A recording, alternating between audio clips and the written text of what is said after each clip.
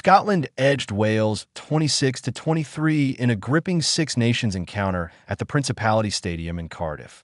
But the final score tells only part of the story that swung wildly between expectation, resurgence, vulnerability, and late-stage ruthlessness.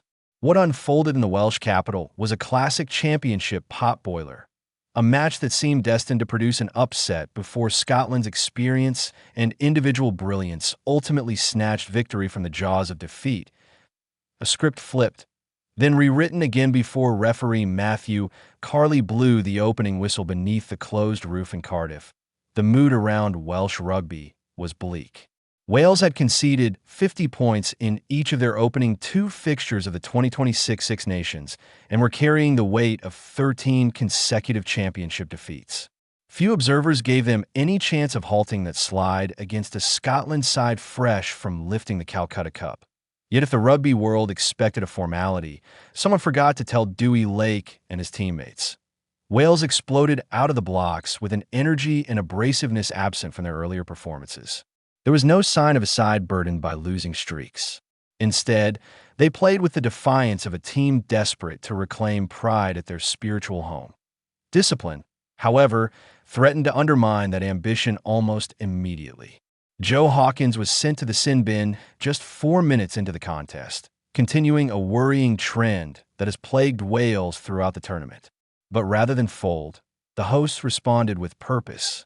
Rhys Kerr powered over in the 9th minute to ignite the stadium and put Wales in front, sending a jolt of belief through the stands. From there, Wales began to dominate the gain line and impose themselves at the breakdown. Their forwards carried with venom, clearing out with intent and disrupting Scotland's rhythm. The visitors, so fluid and confident against England the previous weekend, suddenly found themselves under siege. Scotland's first breakthrough came through opportunism.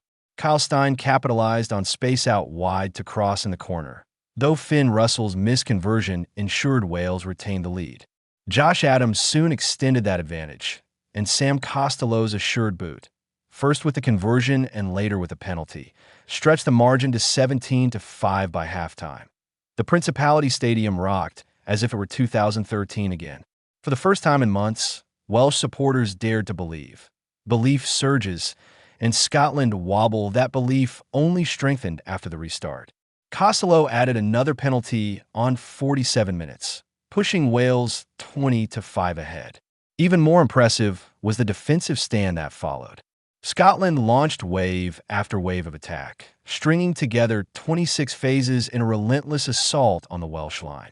The red wall held IT was a statement of physicality and resolve rarely seen from Wales in recent seasons. However, Test rugby is unforgiving. On the 27th phase, the smallest lapse was all it took. Russell, scanning for opportunity, spotted the narrowest of gaps and sliced through to score. One moment of genius undid minutes of heroic resistance. Wales responded through Jared Evans' boot to restore an 11-point cushion at 23-12. Yet the game's momentum was beginning to tilt. Russell's rugby intellect and Scotland's urgency combined in a flash of quick thinking. The fly half took a rapid restart, catching Wales off guard, and Darcy Graham exploited the chaos to dart over. The hosts, who had controlled territory and tempo for much of the match, suddenly looked vulnerable. The maul that broke Welsh hearts as the clock ticked into the final quarter, Scotland sensed their moment. With the contest hanging in the balance, they turned to one of rugby's most primal weapons, the driving maul. It creaked forward inexorably, inch by inch, before George Turner emerged from the pile to ground the ball. Cardiff fell silent. Scotland led for the first time since the early exchanges, and the psychological blow was immense. Despite a late push from Wales, the visitors held firm to secure a dramatic 26-23 triumph, a victory built not on sustained dominance, but on composure, fitness, and the cutting edge of their star players. Wales rediscovered their edge for all the heartbreak. There were genuine positives for Wales. In recent years, they have often been accused of bravery without bite, fighting hard but ultimately being bullied by elite opposition. On this occasion, they rediscovered the abrasive, confrontational style that once defined the Warren Gatland era. Under Warren Gatland, Wales were rarely pretty, but always ferocious. Saturday's display hinted at a return to that identity. Alex Mann epitomized the shift. Far less subtle than predecessors such as Sam Warburton or Justin Depuric, Mann brings a raw, confrontational edge. He harried Scottish carriers, disrupted breakdown ball, and injected steel into the contest. Captain Dewi Lake led from the front, thundering into tackles and anchoring the scrum before his late absence was sorely felt. Aaron Wainwright delivered a tireless display at number 8, covering ground relentlessly and contributing in every facet. James Botham was immense for 71 minutes, pilfering possession and offering physical menace, while Daffyd Jenkins provided vital ballast in the second row. Up front, Wales laid the platform for what should have been a famous win.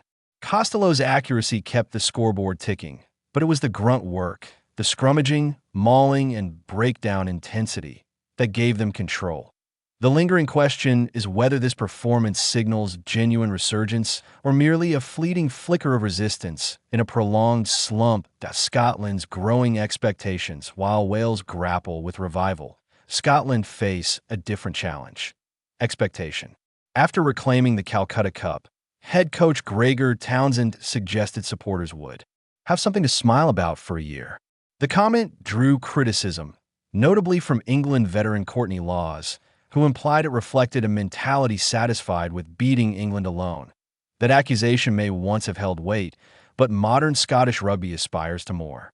With a cohort widely described as a golden generation, the ambition should extend beyond single rivalries.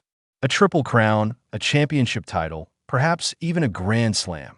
These are the benchmarks. Yet Scotland's performance in Cardiff exposed flaws. Their line-out faltered under pressure. When Wales disrupted their set piece, Scotland's attacking fluency stalled. They struggled to generate momentum without clean ball, often relying on moments of inspiration rather than sustained structure. But Russell's brilliance masked systemic issues. His tries stemmed from individual awareness, Graham's from opportunism, Turner's from forward power in a high-leverage moment. Rory Darge's industriousness at the breakdown was vital. But collectively, Scotland were second best for long stretches. Better sides, France and Ireland in particular, will punish such lapses more ruthlessly. That a blueprint for others. Wales inadvertently provided a roadmap for Scotland's future opponents. Pressure the set piece. Compete aggressively at the breakdown. Fly off the defensive line and deny Russell time. When Scottish ball was slowed or destabilized, their attack lost coherence. Their backs, so often electric in open play, were starved of quality possession. Against teams with sharper execution, that vulnerability could prove fatal. And yet, to Scotland's credit, they found a way.